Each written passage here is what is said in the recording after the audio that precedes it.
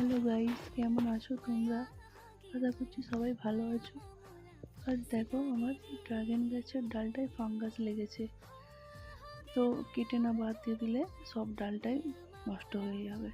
ওই জন্য যতটা ফাঙ্গাস লেগেছে ততটা কেটে বাদ দিতে হবে।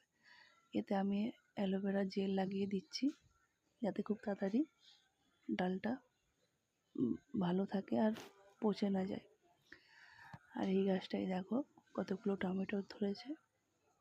ছোট ছোট টমেটোর এখন অনেক কটা ধরেছে। এদিকেও ধরেছে, নিচের দিকেও আছে। আর এই গাছটা দেখো, এটা হচ্ছে মালবেরি গাছ। তো মালবেরি ধরেছে আমার। আর তোমরা ভিডিও দেখছো, সাবস্ক্রাইব করছো না কেন? সাবস্ক্রাইব করো, লাইক করো, কমেন্ট করো।